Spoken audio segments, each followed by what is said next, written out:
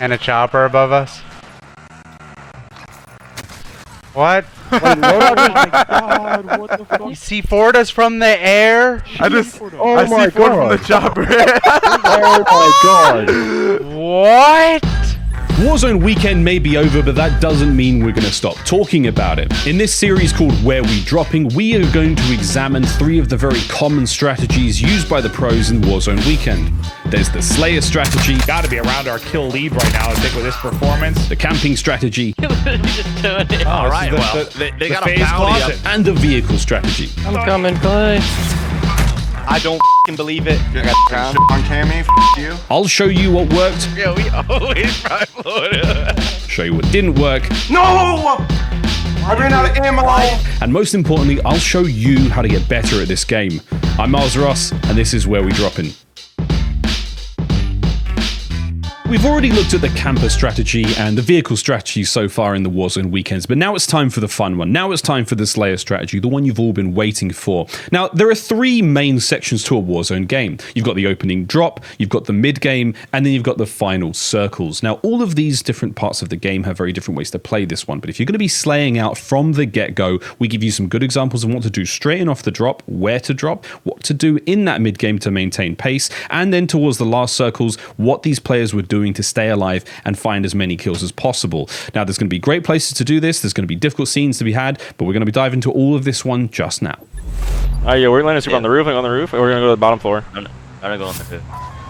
Wait, wait, where are we going? Okay, so we're on board now with the LA Guerrillas. We're looking at Blazt and we're looking at Vivid. Now, they're playing in the duos. They're going to be now assessing the best location to drop. They want to go in hot. They want to go for as many kills as they possibly can. So where do you go? You go straight to Superstore. It is the absolute hot spot here on Verdansk. Right smack bang in the middle of the map. It offers you tons of cash. There's vehicles. There's the opportunity for buy stations nearby. It's such a great area to drop for an exciting start to the game. Now, if you don't want to go to Superstore, don't forget you can go to Hangars. That's not too far away, just to the northeast of this position. And now that we're in Season 5, you can go to the Stadium. Stadium's pretty crazy, but I still believe genuinely that Superstore is the place to be, right smack bang in the middle of Verdansk. Oh shit, I hear people flying behind me, bro. So even in these very professional games of Warzone for Warzone Weekend, you can still see how hot a drop Superstore is. There's a lot of people here, holy f***. You can hear the excitement then. Now, you want to be taking into consideration high ground at all times. But oh, Kenny! Oh, no! Kenny goes down. Now I want to show you a clip of me doing the same thing to Kenny way, way back on in Warzone. I'm going for... Commando land. No, I'm landing in people.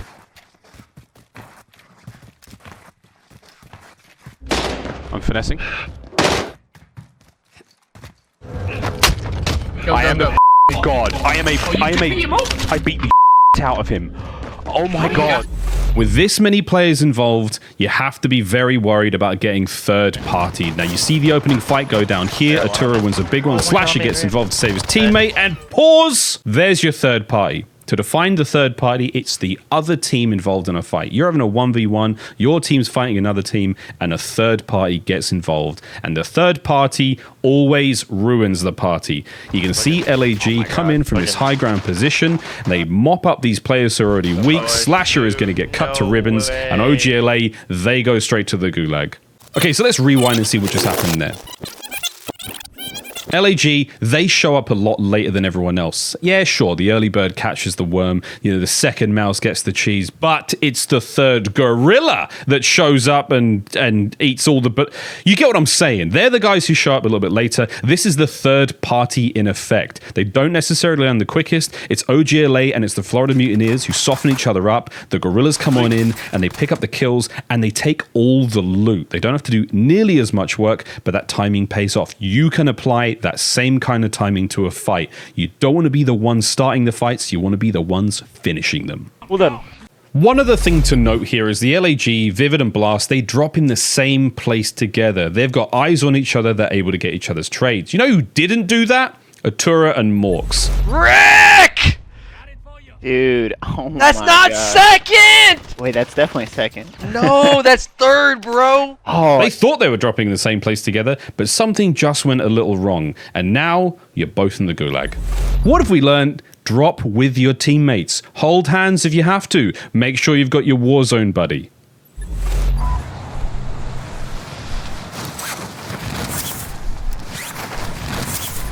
So for some players, the Slayer strat begins the second you leave the aircraft, not even before your feet have hit the ground. Wait, I see someone. Hold on. For Cellium, again, a very, very skilled player, able to hit these shots while falling there. You see slacked. He's going to hit the deck. He's going to land just on top of, Stadium there. It's an early kill already. Probably the first in the game. Like, no one's expecting that one. But for Cellium, again, he clicks in R3. He hits X to pull out his shoot once more. You can see he gets in a little bit of trouble. The communication's there. Zero and Priester, his teammates, going to back him up. He can get to the ground, and he can get himself another one. A little bit of anti-aircraft fire there. He's going to find one more kill. That is huge to get the game started. Shit on leash. Okay, so we've talked about the opening game. We've seen how you drop. You managed to get out of Superstore. You've got all the cash in the world. Now you have your loadouts. Let's talk about the mid game now. Maniac's team are going to be going for bounties and contracts, trying to keep these kills rolling. Let's get this most wanted quick. Oh yeah, fuck, I forgot about. Here, I'll find it. So now we're in a mid-game example here. This is Team Maniac. This is playing in the Trios edition of Warzone Weekend. Tish is going to grab himself a Most Wanted. Again, this is when Most Wanteds were issuing points out. It wasn't just about the win. So now these guys have got themselves a Most Wanted. There are Most Wanteds all over the map. Maniac and Boz, they're going to go for an ambitious play. The two of them are going to branch off and find a kill. And I don't think Maniac is on board with that. I don't know about this strat. I think they're going to be here. Yeah. Also one that's right there. We can land on top of the building. Boz has just got bloodlust right now. Like, he thinks, yeah, we're going to get these kills. We're going in. We're going to do this one. But Team Attach, or the chopper, they have other plans here. They're jumping out. He jumped out. This is a disaster. He's trying to shoot us out the sky. This is a colossal disaster. Square. Between snipes, between not being able to get out of the vehicle, now you're in trouble.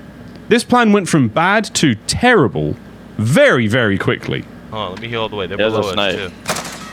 Oh my god. Don't forget that Tish this whole time is just sitting there completely alone in TV station, just minding his own business, hearing the communication of his teammates. He hasn't said anything in quite some time. Like, I don't think he had a say in this. It wasn't like, yeah, we're going to stick with you, Tish. No, we're going to leave you, Tish. We're going to go and try and get some kills. And now we're in serious trouble.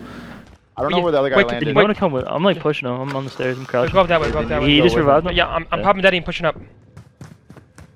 Here! No way. They're weak, dude. They got me. Dumb. Nice. It's going to be another.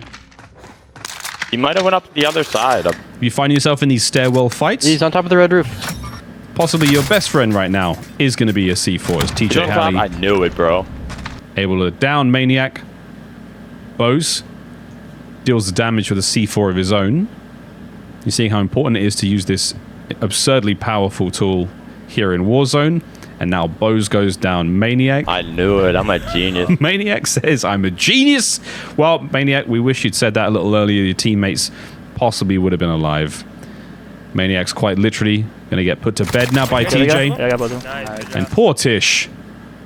Now, not only is he alone, he's got to buy both of his teammates back.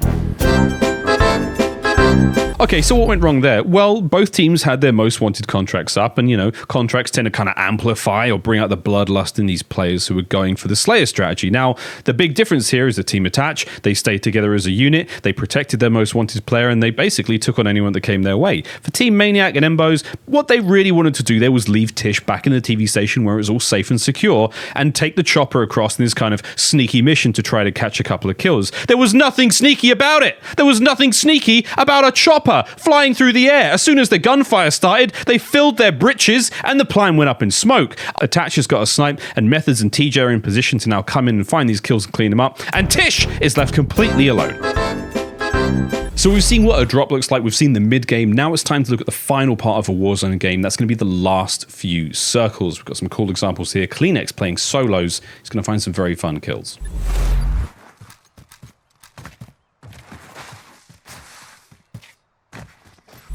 So now let's look at an example that's coming in more towards the end game. So CleanX, this is from the solos edition of Warzone Weekend. He's just got himself a full loadout. He's got his overkill class. He's got plenty of money. He's going to spend that on a UAV to now start trying to harvest these players who are rotating in from the circle. Now, I like to call these rotatos. The potatoes you end up just picking as they try to rotate away from the circle. Rotatos, not a sponsor. CleanX, though, biggest thing you can really pick up from this is every single time he gets a kill, and again, this is a tactic not just in solos, but in any kind of Warzone game. As soon as you get that kill, he immediately looks around. He immediately assesses the area he's in because he's just made a lot of noise, trying to avoid being third-partied. He puts himself in these situations where if he can get the kill quickly, that's great. If he can't, he's making sure that no one else is trying to get involved and pick him up while he maybe isn't paying attention. He does a great job of winning these 1v1 gunfights, and he doesn't fall prey to any sort of sneaky tricks. CleanX is a brilliant player, and not just the fact that he goes down there to the mighty Major Maniac, but he gets out of the gulag as well. CleanX taking names. That little black book of that Great Dane is starting to look fantastic. Now, right off the rip here again, the way he plays this final circle is so smart. There are 6 players remaining. He manages to catch one of them there waiting for the loadout. It's going to be Clayster. He is going for the hunt. He knows he's cracked his armor. He knows he's weak. CleanX is going for the kill. But what do we watch out for, friends? We're worried about being third-partied. If you don't finish that kill quickly, they're already involved. The third party's arrived. CleanX may get the kill, but now he's in a world of hurt. He's got very low health. He's going to have to run for his life now. He's having a good laugh to himself because he knows that Clay's pissed, and he's probably in the group chat right now giving him some words. But CleanX, you saw how dangerous the third party was. If you don't kill that player fast, you show up on the radar. If you don't have a silenced weapon, whatever, you get yourself in trouble. Well, now it's time for our favorite part of Where We Dropping, or at least mine. It's the loadout look-in. CleanX, this is his very last loadout imaginable. Now, the way this usually works when you have those final circle loadouts, you want to have a weapon class that has fully loaded as a perk for all of those weapons. Because when you drop in, you've just come back from the gulag, you only have 1 magazine of ammunition. With that fully loaded perk, whatever weapons you have that on, they come fully stocked. They have the maximum amount of ammo available. This is an essential strategy going into the final circle. Now, CleanX's strategy here goes for himself an overkill class, EOD to take care of any nade damage, and battle harden so he doesn't get stunned or flashed going into these final circles. He's given himself a smoke grenade to make sure that he can basically cover any lines of sight. He's dealing with a very open final circle, so he wants to be able to create, smoke to sort of, maybe it's a distraction, maybe hide himself, or just throw that at a player and block their line of sight. C4, because let's face it, C4 kills everything. What? Anywhere. What? At any time. What? C4. As far as his weapons go, Growl to take care of anyone mid to long range, and then MP5 should anyone get up close. But CleanX, this is a brilliant loadout for a final circle, providing that he has fully loaded on at least one of those guns. So CleanX has got himself a brand new loadout. He's going to be doing what he can now to hunt his way forward. Now, we talk about how great C4 is. The only thing that can stop the mighty C4 is a trophy system. Lines up the throw, there it goes, and Trophy eats it alive. CleanX, he may not be showing it right now, but deep inside that great Danish brain of his, he's furious. He's raging, and it basically just cost him the game because all that hard work for nothing. Because what did he do? Got third-partied. Crates are still open in here, dude. Oh, precision me! Okay, watch out, watch out. So this endgame example comes from the Quads edition of Warzone Weekend. We've got Dallas Empire now. Tish is back, and he maybe didn't get as much love in the previous one, but this one he's actually dead and out. But Crimsix, Clayster, and Shotzzy now are going to be slowly but surely approaching this final circle. Now, this is a very good position for them to be coming in from. They basically assess, the danger zones. They take some fights along the way. They take care of those rotatos. Stun at the street, double stun at the street. I don't see him. One's in the gas somewhere. In the tree. I got him. And now they get themselves into the premium position. There's basically this little compound. It's got 2 little long shacks, and there's a fence wall around it. This is a perfect position for them to be in because the rest of the circle is basically just open field. As you can see, Clayster, he makes his way forward first. Again, that MP5 is out. Shotzzy goes down, so he's going to scoosh those cheeks across the grass of Verdansk and get himself back in safe. Crimsix, though, immediately, you see the position he's in. He's isolating this lines of sight, so he's basically perfectly safe. If anyone goes for Crim, Clay's going to be in a position to take shots at them.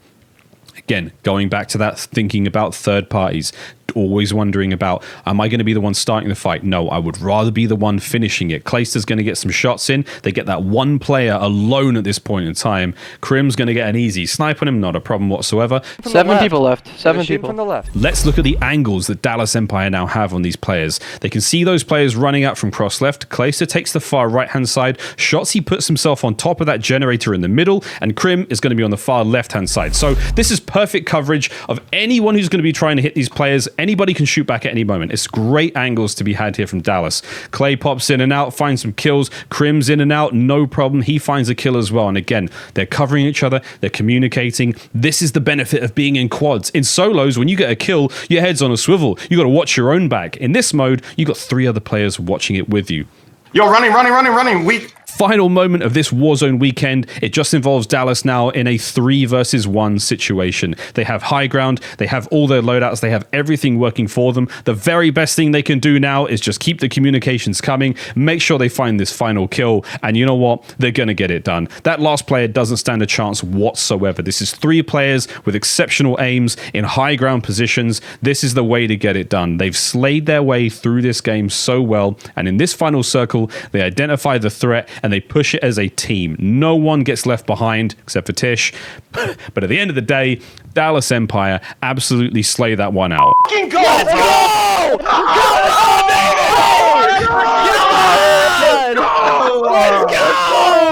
We're godlike! Yo, those rotations, baby! Those rotations! So there we have it. It's time to drop some knowledge now on you sick slayers of Verdansk. So what have we learned? Well, in the opening play, drop together. If you're going to go rogue and you're going to go out there alone, go for it. But just don't be weirded out or annoyed when your teammate is sitting there waiting for you to come back from the gulag because you got third-partied. Now, when it comes to that mid-game, don't forget to use bounties and contracts for maximum kill production. Don't let the bloodlust get too ahead of you, though. Try to still play the advantage that you have. And for those final circles, it is all about positioning. It's positioning of you. It's positioning of where you are on the map. So keep an eye on your teammates. Make sure they can see you. And if you can put yourselves in a good position on the map, think of high ground, think of power positions to fight from, go for it there. Don't forget though, harvest the rotatos. One eye on the gas, one eye on the center of the circle, keep your head on the swivel, keep watching your back, and make sure that you don't get third-partied. Have I said don't get third-partied? Have I said don't get third-partied? That's the best advice I can possibly give you. Win the fights quick and early, try to finish other teams' fights. Third parties, don't get third-partied. It's a bad thing. It's a very, very bad thing. Well, that's the Slayer edition of Where We Droppin' all done. I hope you learned something and I hope you got some kind of twisted, sick craving you had to learn how to murder your way through Verdansk. But if that's not for you, don't forget, we still have the camper edition and the vehicle edition in other videos on the channel. So, for myself and the whole crew here on Where We Droppin', good night.